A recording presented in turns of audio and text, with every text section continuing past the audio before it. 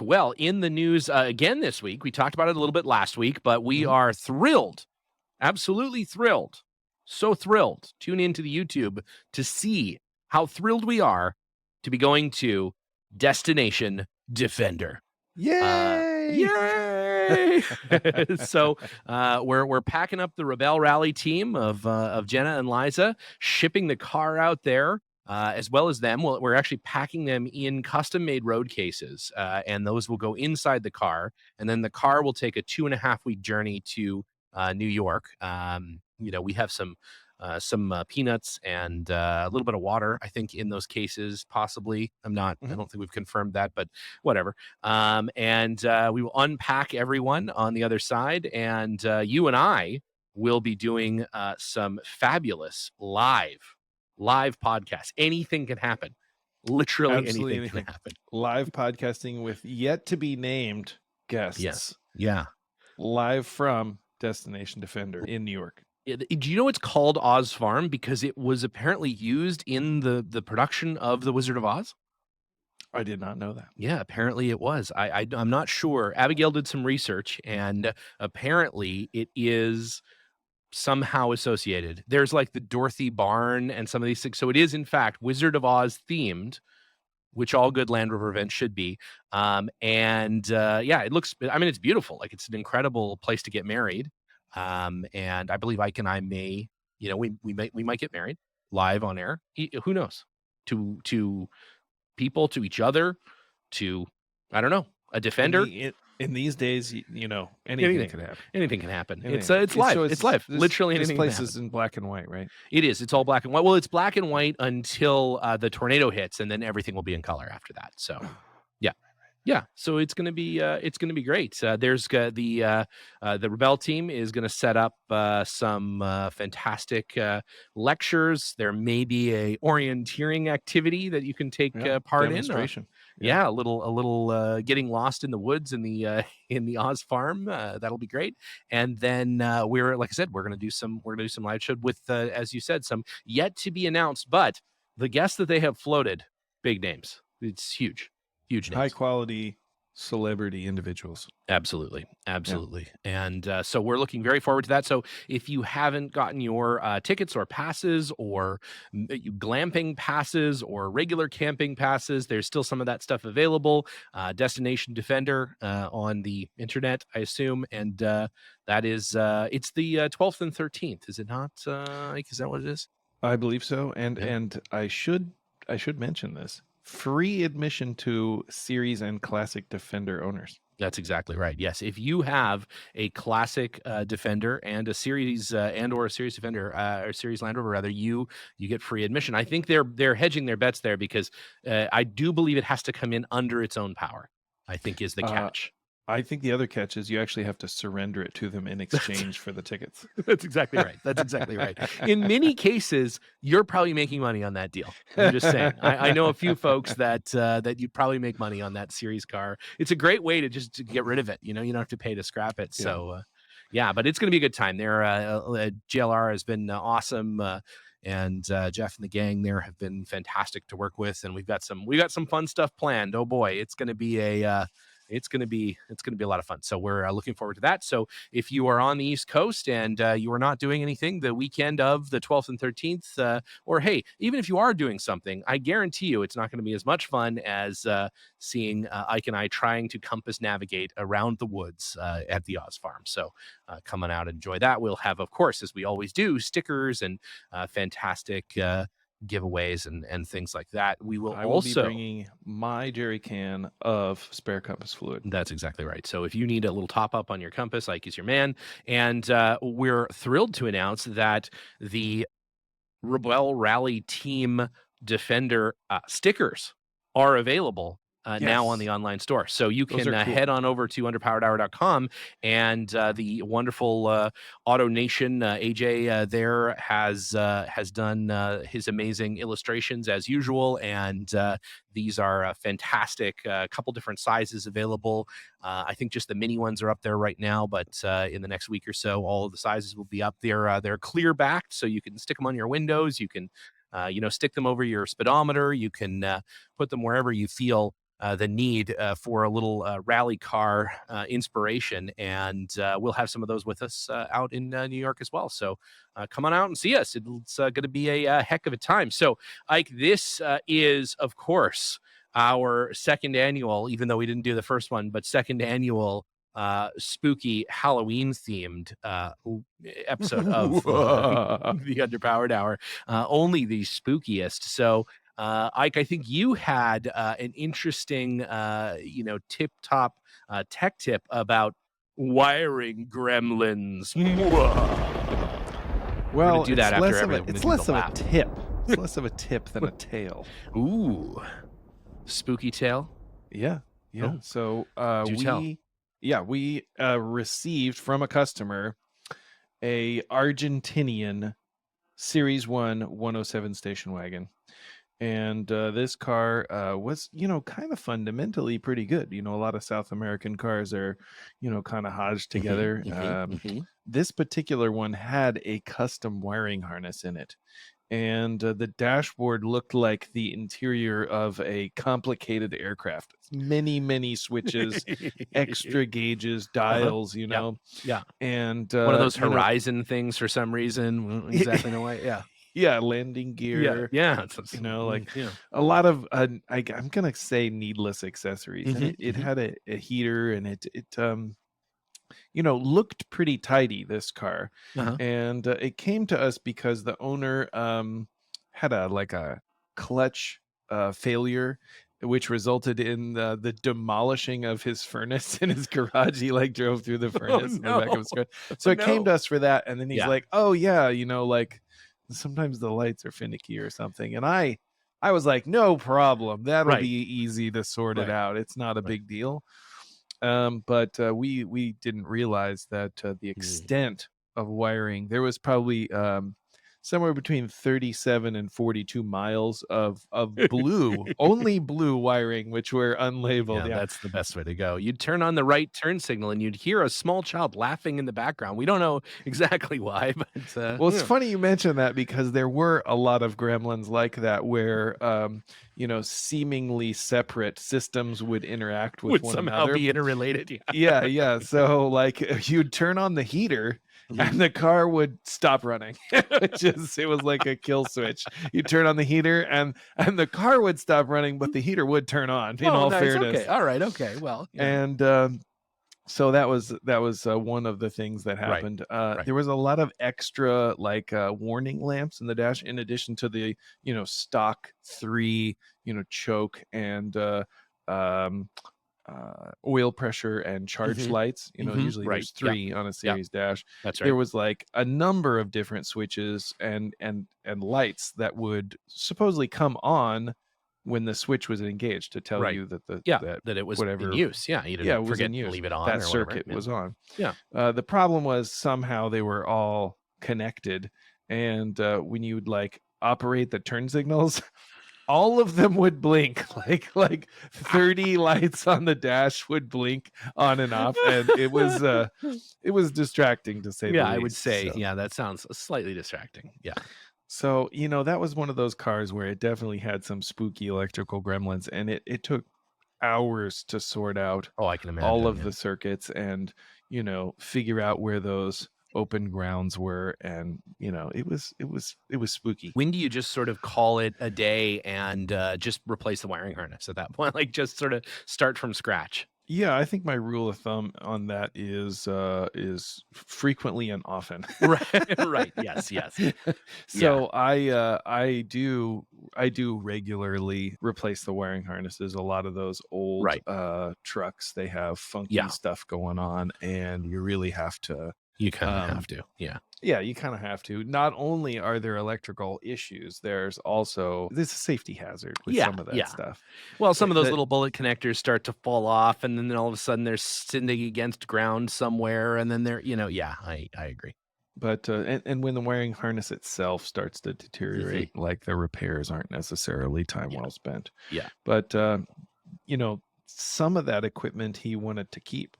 And so, not only do you have to integrate that into the harness, you kind of have to make it, do it in a way that's sympathetic to the period, you know, Yeah. and make it better than 42 miles of blue wire. Why is it when people make their own harness, they only use one They only color use of one wire? color of wire. I know. I mean, the thing is, it's pretty inexpensive to get like a kit of different colored wires. You know. Yeah. Yeah. I don't know. It is true though. If somebody is going to have done a wiring project on the car before you got it, it is nearly an absolute guarantee that it is going to be the same. It's all the same color. Usually it's red. Yeah, If I would it's usually say- red. Sometimes it's black. Occasionally, it's just zip cord from like a lamp. Yeah. You know, yeah. There's some good ones. I've seen some good ones. Speaker wire seems to be very popular because I think you can get it at like Radio Shack or whatever. So you've got the red and white speaker wire, which are the red and black, which I do use red and black for like, you know, power supplies to, you know, ham radios and things like that. So that I know specifically like that's an isolated power thing and it might be live to the battery. Like don't poke something into it or don't, you know, but yeah, too many people just are like, well, this is a good I'll buy a spool of wire and do all this wiring. Yeah, it's always red, and everybody's cousin has some speaker wire left over from For sure. their 6 stereo installation. And terrible crimp-on connectors, like with the crimper that came with the kit that like just makes them like bend at a 45-degree angle and then wraps electrical tape on that, and it's terrifying. My favorite is when they take those ring terminals. Oh yeah. And they take like 40 of them and they put a single long bolt through the middle of all of them to make like a bus connection. Yeah, it's nice. a little homemade bus. Yeah, absolutely. You know, the funny thing is those things are so inexpensive to get like the right thing. You can go on Amazon and get them. Or I don't know if you use YTech, but like YTech is like the McMaster car of like little fiddly electronic bits, and I'm a big fan. I get it's a little bit expensive, but you can get some super custom shit from those guys. They've got neat stuff. So that's cool. I'm a big fan. Especially we had to do all those modern style connectors for the all the LED rally lights on the Defender rally car, and so they're those weird little 3-pin like little pins inside of pins, little rubber bits, little silicone bits because they're all watertight and everything, and you need all these special tools and everything. And instead of just like cutting all that shit off and putting on something we decided that we would in fact invest in the tooling to be able to make all that stuff that they use. And that's what they use on like a modern trophy truck because it's all, you know, it's submersible and everything, and it's all this kind of stuff. And you know me and my love of modern trophy trucks. So yeah, it's good. What's the name for those connectors? Weather Pack? It's it's like one up from the Weather Pack. In the Weather Pack are the little green guys. These are the ones that are gray and orange. I forget exactly the name for them, but yeah, they're even fancier. Typhoon Pack. Typhoon Pack, yeah. Because I use Weather Pack connectors. I mean, you know, the modern cars use them, and they're pretty cheap. You can get them on Amazon and stuff. And those are, I definitely suggest like using those on a modern car versus like getting the dumb little crimp-on terminals and doing the little spade connectors and the little shovels. And then, of course, I have the opposite for all the series cars that is just the little brass pieces that get, you know, crimped on little bullets and stuff like that. It's nice to have those things side by side, you know, a modern connector versus the old one. So your garage could be full of all of this material. Talk about spooky. Try keeping it all organized. Anyways, so there's that, and then I know you have one more and very important story. I think people have been wanting to hear this for a while, but I thought it would be particularly Halloweeny to talk about. We've talked about them before. The Powerful UK Limited guys. They have a channel on the old YouTube, Powerful UK Ltd, and they do a lot of like Defender upgrades to modern Defenders. So they'll order the parts kit from Land Rover and sort of show you how to put the snorkel on or install the new winch. And it's really fascinating just to see how many steps it takes to put the snorkel on the side, to tape it, double stick tape the snorkel on the side of the Defender. It takes an incredible number of steps. And my little vent thing fell out the other day. Thankfully, while I closed the door in a parking garage, the little vent just fell off the side of the Defender. Yeah, so and it's sure enough held on with basically double stick tape. So I got to get in there and double stick tape it back on. But they have visited the most haunted hotel in the United Kingdom, apparently. Most haunted. There isn't. Now that was featured in High Spirits, wasn't it? I think it was. So this is the most haunted, but they didn't do it in just any car. They did it in a brand new Land Rover 110 dressed to be the Ghostbusters Ecto-1. So this really meets crossroads for me of Land Rovering and Ghostbusting. That is, it's a For nice place those to of be. you that don't know, the only thing that Steven likes more than Land Rovers is Ghostbusters. It's true. It is. It is one of the things that I like more than Land Rovers. I'm a huge fan of the franchise. I have a proton pack just right over there, and the Ecto-1 behind me. All kinds of stuff. I love the busting of ghosts, and I love the driving of Land Rovers. So this is a worthwhile video to check out. The guys are hilarious. They're just a fun bunch. We got to reach out to those guys, get them on the show at some point. I'm not exactly sure when they built this Ecto-1 Defender, but they did. It's white and it's got Land Rover stickers, or I'm sorry, Ghostbuster stickers on it, and it's got some shit up on the roof that looks Ghostbustery, and it's got the lights and everything. It's pretty clever. I'm a big fan. And anyways, they take it to visit this super haunted hotel, and you know, I don't know. I don't know if they actually managed to catch any ghosts. I didn't watch the video to the end, but I do have it in my queue to watch later. So we'll have to see. Maybe I'll watch it on the plane on the way to the Destination Defender. So how heavily modified is this Defender? Does it have all the accoutrements? It has some for sure. Now, it looks as though it is stickers and reversible roof-mounted equipment. I don't believe they've drilled any holes in the body or cut any things through the windows, or they've added any irreversible modifications to the Defender, but it certainly is Ecto-1 looking. It's got great stickers, and it's got, I don't know, some hoses coming off the roof and stuff that makes it a very nice homage to the 1959 Miller Metro. I found Cadillac. a picture of this car. Yeah. What do you think? And it does have like a bunch of equipment on the roof rack, and it has some roto packs on the side rack, and it has emergency lights. It has steel wheels and white wall tires. Yes, it does have white wall tires. Yeah, that was something I noticed that was interesting. Yeah. And this particular photo, it has, sort of the red and white emergency tape along the bottom edge. Has the Ghostbusters logo.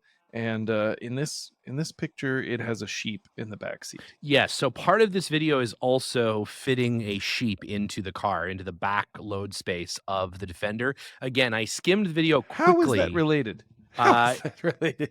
It's all part of the show, I guess. I'm not sure, but you'll have to go over to the Powerful UK Limited YouTube channel and check it out. It's everything you want from a spooky Halloween Ghostbusters themed Defender video. So, of all of the Ecto Ghostbusters themed Land Rover videos you will watch this holiday season, let it be this one.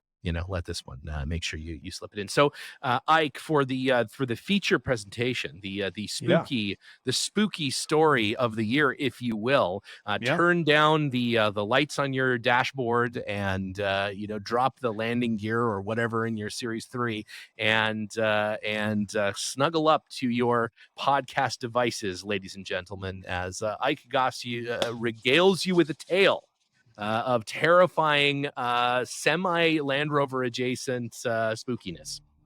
This is a true story, and I will preface this by saying the events and people and their names haven't been changed.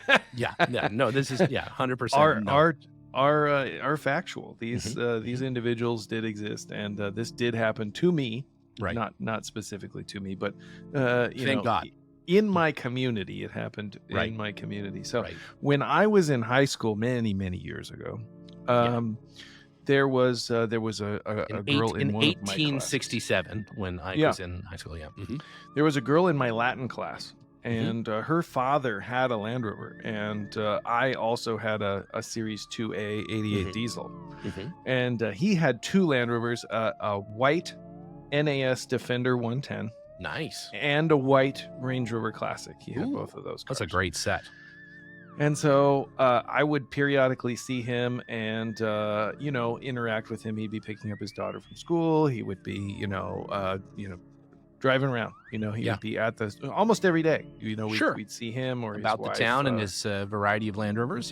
Yeah. And him and his wife, they owned a series or a chain of thrift stores in the Indianapolis area. Okay. Carmel, Indiana is where they lived. Mhm. And I lived not too far from them, and we went to school with their kids. So I kind of knew them and saw them, and this fellow's name was Herbert Baumeister, Mhm. and he was kind of a strange guy, but Yeah, he sure. liked Yeah. Land Rovers. That was clear. He was a Land Rover enthusiast, Mhm. and but he did his interactions with people at the school were pretty limited, Mhm. and so it was always kind of like seemed a little standoffish or Right. whatever. But saw him very frequently, Mhm. and the girl in my class, she had a younger brother, and one day the younger brother was playing in Mhm. the back of their rural property, Mhm. and he found some bones, Mhm. and he was like, "Oh, dinosaur bones," or whatever. He Right. was like excited. When Yeah. you're Yeah. 12, Yeah. bones are Sure. cool, right? Yeah. And so he took them to his mom and was like, "Check out these bones, dinosaur bones, mom." And his mom was like, "Whoa, those those don't look like dinosaur bones. Not only do they not look like dinosaur bones, they also don't really look like deer or like raccoon bones or Yeah. like something you would find in the woods.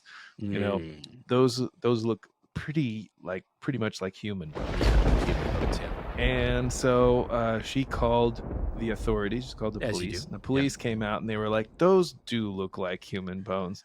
And so they brought a big team of like forensic type folks, Yeah. with suits and trowels and Yes. Yeah. bags and all Mhm. these Mhm. things, and they Mhm. start excavating on their property. Mhm. And Herbert leaves town. Oh. Herbert leaves town. He's gone.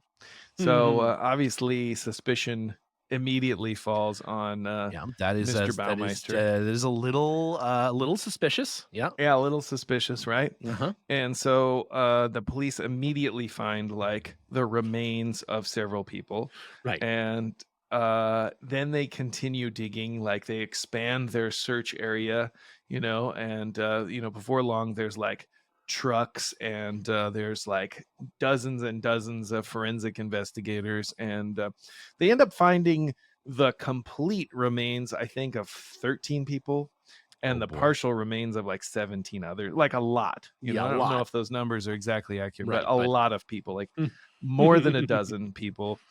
And they're like, "Oh, we got a very prolific serial killer on our hands." Mhm.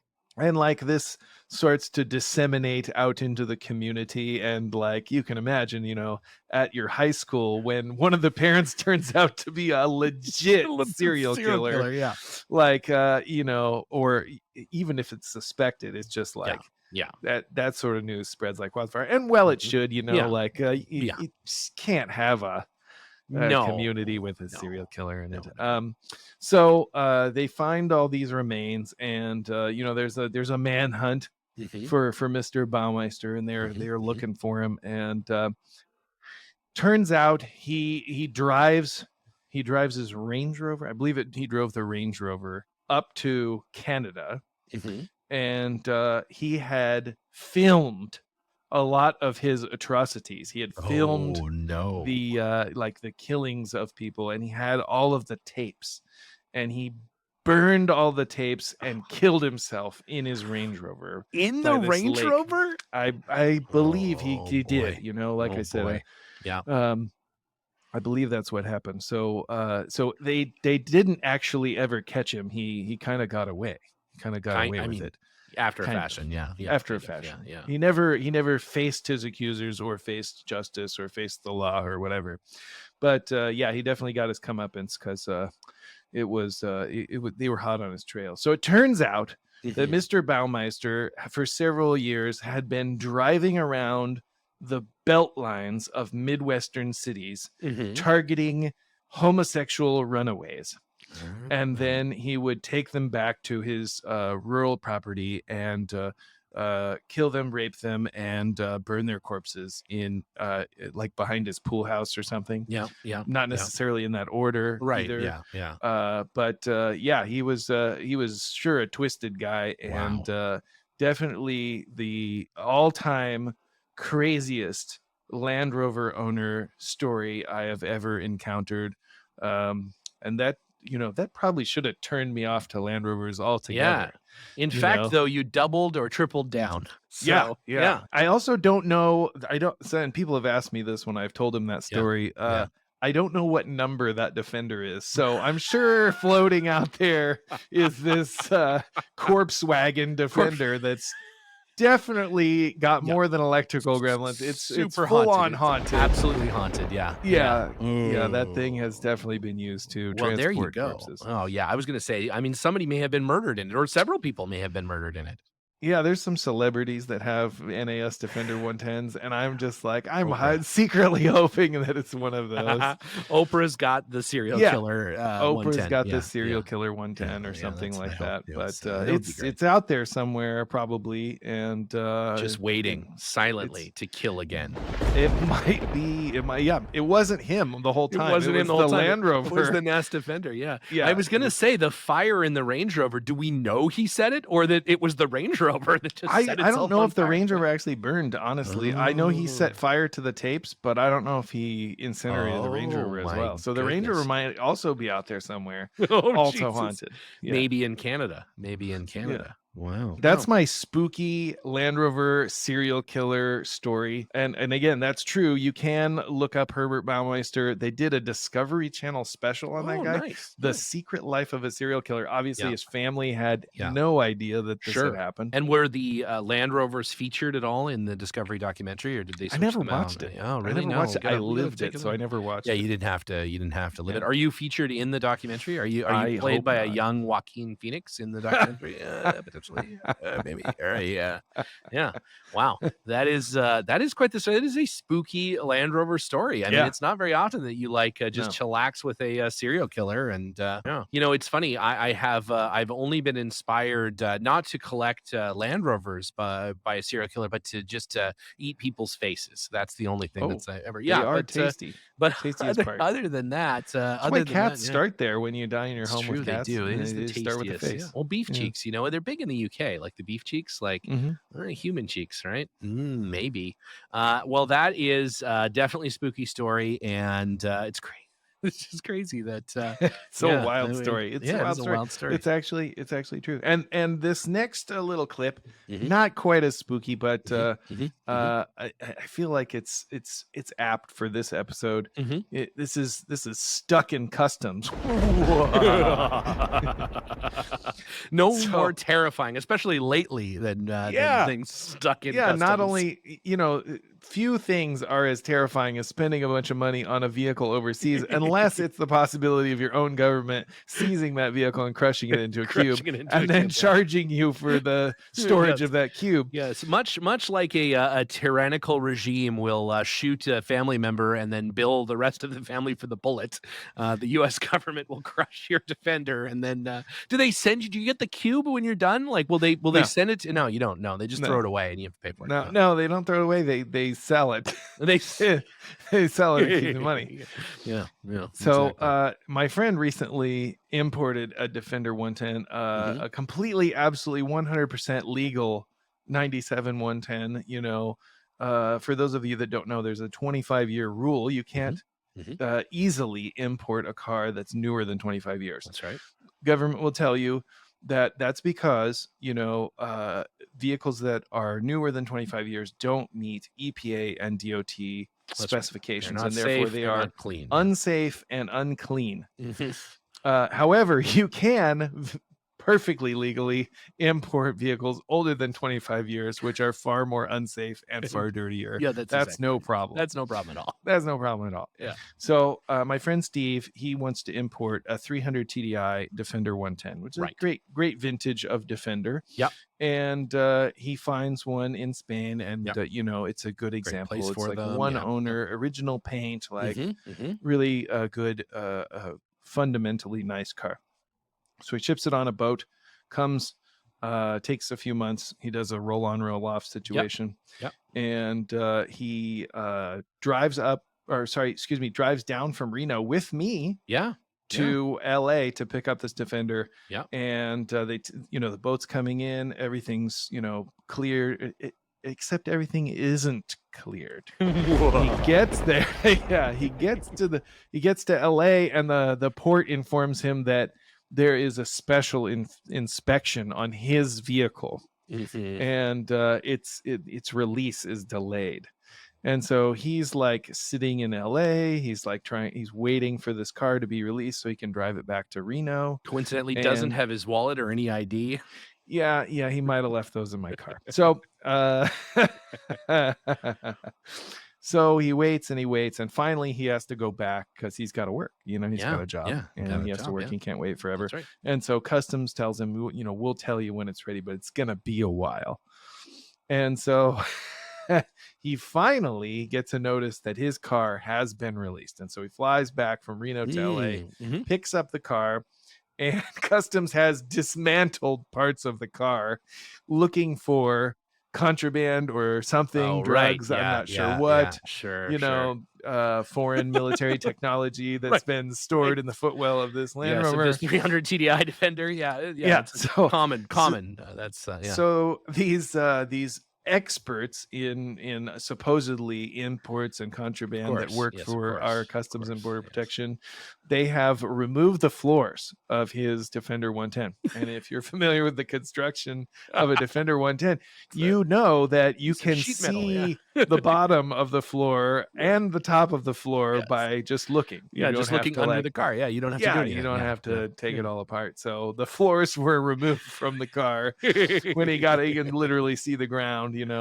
and they had pulled up the insulation and like Mhm. torn a bunch of stuff. And for whatever reason, they had put a stick into the locking fuel filler cap and broken it off. Oh, no.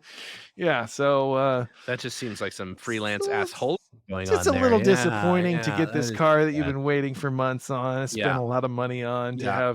have customs just take it Just apart. just But take it apart. No, better than having it crushed into a cube, which that is can good. happen if your car is illegally imported, like it's Right, imported as an right. older car if it's newer. So That's be right. careful, Yeah, be kids. careful. Yeah, especially coming here into the port of Los Angeles, it is not a good place. It No. is difficult to bring things in. They are, the customs officials here are no better or worse than anywhere, but they have about 900 times more stuff to do. They So they're they, they're they're worse. yeah, They're they worse. I'm are. just gonna say They're a fun bunch. It's a it. fun I'm bunch. It's a just gonna say it. fun bunch. So yeah, it's I do, the majority of importing that I do, I first bring the car to Canada for a little while. Obviously, I can do that. I'm a Canadian citizen, so it's not a big deal. And leave it there. In fact, our good friend Vlado has found a TDCI 110 for me in Italy, and we're in the process of getting that brought to Slovakia, and it will live in Europe for a couple of year or so, probably. There's maybe a rally or two that the team is thinking about participating in that car. More to come on that. But if you've got an event in Europe coming up at some point in 2023 or 2024, and you'd like us to be there, send us a note, and we'll see. We do have a European Defender over there for a little while, so European we'll see transportation. about that. Yeah, exactly. If you're if you're around and you want to do some off-road racing, we're your huckleberry. So Ike, at that, it has been a very spooky episode of the Underpowered Hour. We'll be back again next week with more hard-hitting Land Rover investigative reporting. No serial killers that I know coming up, but you never know. And unfortunately, because of today's extra spooky content, we have run out of time for Ike's spooky review of Nando's Peri Peri sauce. But look forward to that in the future. And again, if you find yourself on the East Coast of the United States, or if you feel like going to the East Coast of the United States, November 12th and 13th, we will be at Oz Farm with the Rally Defender and Jenna and Liza and Ike and I and Abigail and Cooper. Everybody will be there, the whole team. And feel free, if you see us, approach with caution as always, like trying to feed a wild animal. But if you do manage to get in there, we will have stickers and those sort of things. So If you see us, please come up and say hello. We'd love to see you.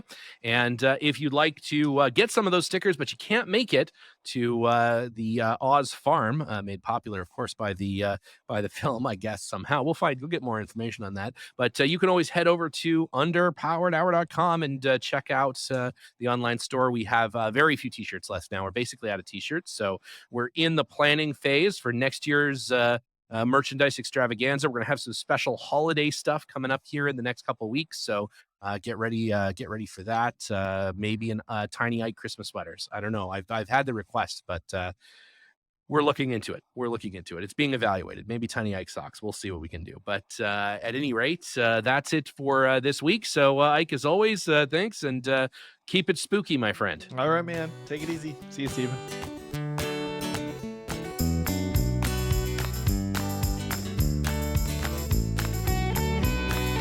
The Underpowered Hour is produced by Liza Barris, Ike Goss, and me, Steve Barris. Pavel Svardov composed and performed our theme music. Consider supporting the show on Patreon, and if you already do, thank you. Your support makes the show possible. For even more, check out our Instagram or Facebook.